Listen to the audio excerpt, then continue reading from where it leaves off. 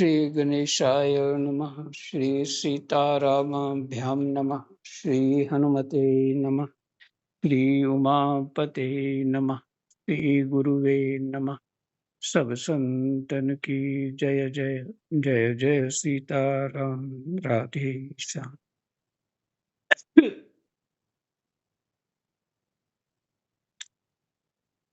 नवम स्कंद है, 15वां अध्याय और 16 श्लोक तक पढ़ लिया है और फिर से 16वां श्लोक पढ़ रहे हैं। कृष्णाय वासुदेवाय हरे परमात्मने प्रणतः क्लेशनाशाय गोविंदाय नमो नमः।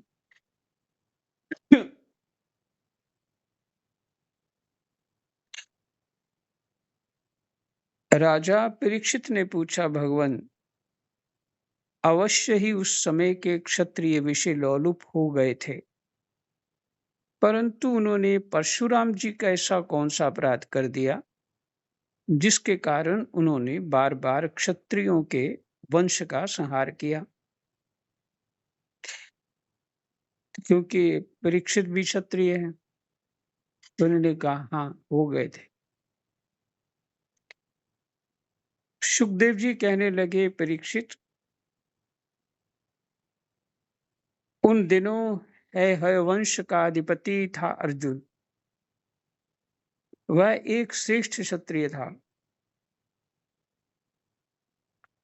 उसने अनेकों प्रकार की सेवा शुश्रूषा करके भगवान नारायण के अंशावतार दत्तात्रेय जी को प्रसन्न कर लिया और उनसे 1000 बुझाएं तथा कोई भी शत्रु युद्ध में पराजित न कर सके, ये वरदान प्राप्त कर लिया। साथ ही इंद्रियों का अबाध बल, अतुल संपत्ति, तेजस्विता, वीरता, कीर्ति और शारीरिक बल भी उसने उनकी कृपा से प्राप्त कर लिए थे।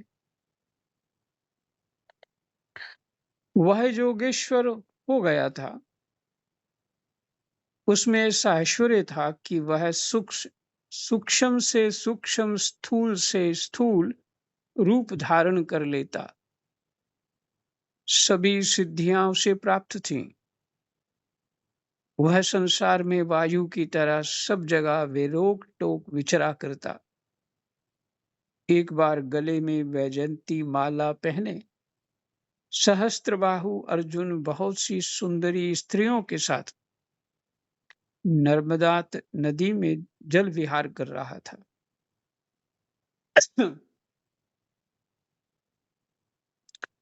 उस समय मदोन्मत्त सहस्त्रबाहु ने अपनी बाहों से नदी का प्रवाह रोक दिया। दशमुख रावण का शिविर भी वहीं कहीं पास में ही था। नदी की धारा उल्टी बहने लगी, जिससे उसका शिविर डूबने लगा। रावण अपने को बहुत बड़ा वीर तो मानता ही था, इसलिए सहस्त्रार्जुन का ये पराक्रम उससे सहन नहीं हुआ। जब रावण सहस्त्रबाहु अर्जुन के पास जाकर बुरा भला कहने लगा, तब उसने स्त्रियों के सामने ही खेल खेल में रावण को पकड़ लिया और अपनी राजधानी महिष्मति में ले जाकर बंदर के समान कैद कर लिया। पीछे पुलस्त्य जी के कहने से सहस्त्रबाहु ने रावण को छोड़ दिया। जिनके पिता हुए पुलस्त्य जी रावण के। एक दिन सहस्त्रबाहु अर्जुन शिकार खेलने के लिए बड़े घोर जंगल में निकल गया था।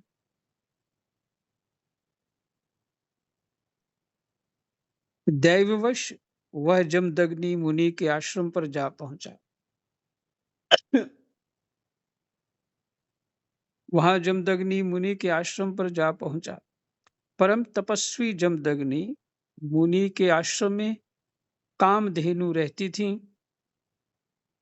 उसके प्रताप से उन्होंने सेना, मंत्री और वाहनों के साथ हैहयाधिपति का खूब स्वागत सत्कार किया। वीर हैहयाधिपति ने देखा कि जमदग्नि मुनि का ऐश्वर्य तो मुझसे भी बड़ा चढ़ा है, इसलिए उसने उनके स्वागत सत्कार को कुछ भी आदर न देकर कामधेनु को ही ले लेना चाहा। इतना सत्कार किया कि वो भूली उसके कामधेनु गाय के चमत्कार से कि सत्कार किया है जमदग्नि ने, उसका आभारी नहीं हो रहा, उल्टा यही चाहता है कि ये गाय मुझे मिल जाए।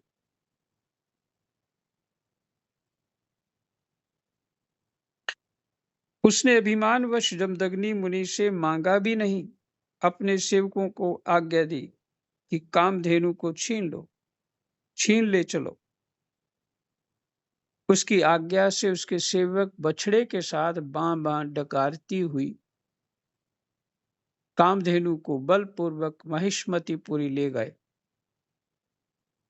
जब वे सब चले गए, तब परशुराम जी आश्रम पर आए और उसकी दुष्टता का वृत्तांत सुनकर चोट खाए हुए सांप की तरह क्रोध से तिलमिला उठे।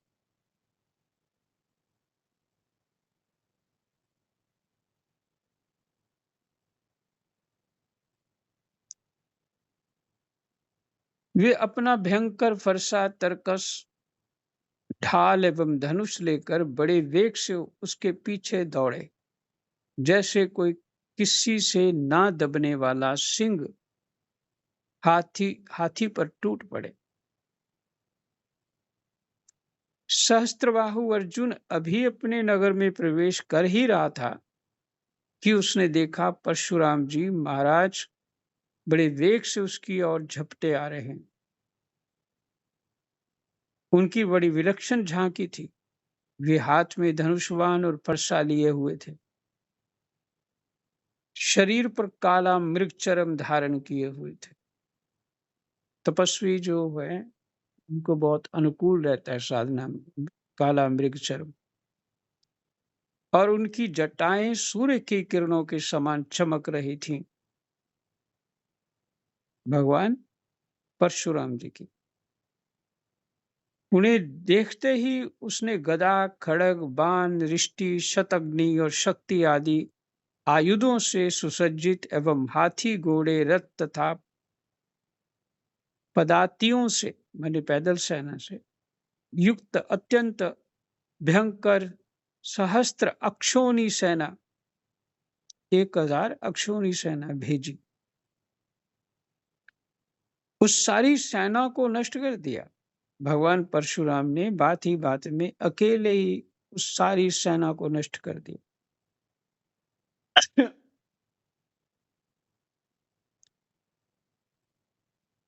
भगवान परशुराम जी की गति मन और वायु के समान थी। बस वे शत्रु की सेना काटते ही जा रहे थे। जहां जहां वे अपने फरसे का प्रहार करते, वहां वहां सारथी और वाहनों के साथ साथ बड़े बड़े वीरों की बाहें, जांघें और कंधे कट कट कर पृथ्वी पर गिरते जा रहे थे। हैहयाधिपति अर्जुन ने देखा कि मेरी सेना के सैनिक, उनके धनुष, ध्वजाएं और ढाल भगवान परशुराम के फरसे से और बाणों से कट कट कर खून से लथपथ रणभूमि में गिर गए हैं। तब उसे बड़ा क्रोध आया और वह स्वयं भिड़ने के लिए आ धमका।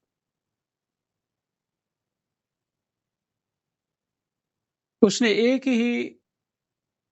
एक साथ ही अपनी 1000 भुजाओं से 500 धनुषों पर बाण चढ़ाए और परशुराम जी पर छोड़े। परंतु परशुराम जी तो समस्त शस्त्रधारियों के शिरोमणि हैं। उन्होंने अपने एक धनुष पर छोड़े हुए बाणों से ही एक साथ सबको काट डाला।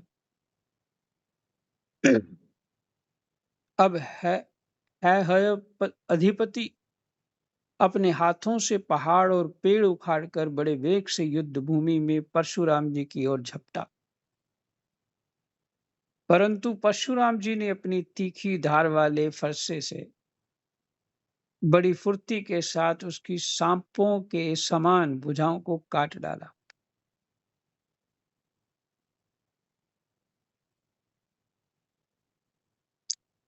जब उसकी बाहें कट गई तब उन्होंने पहाड़ की चोटी की तरह उसका ऊंचा सिर धड़ से अलग कर दिया। पिता के मर जाने पर उसके 10,000 लड़के डर कर भाग गए। परीक्षित विपक्षी वीरों के नाशक परशुराम जी ने बछड़े के साथ कामधेनु लौटा ले गए।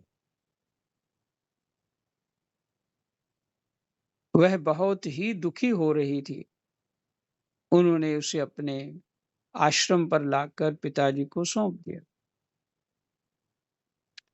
और महिष्मति ने सहस्त्रबाहु ने तथा उन्होंने जो कुछ किया था सब अपने पिताजी तथा भाइयों को कह सुनाया। सब कुछ सुनकर जमदग्नि मुनि ने कहा, हाय हाय परशुराम, तुमने बड़ा पाप किया।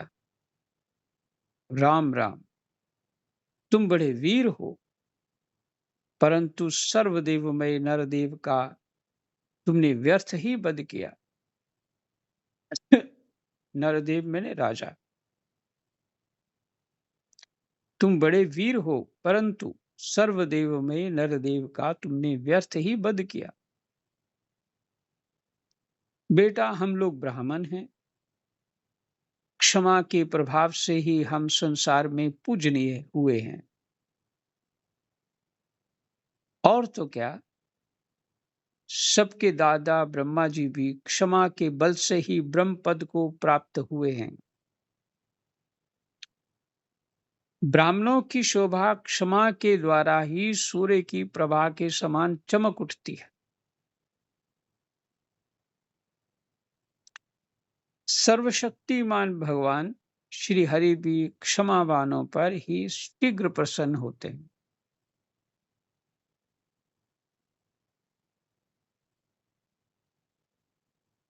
बेटा, सार्वभौम राजा का वध ब्राह्मण की हत्या से भी बढ़कर है।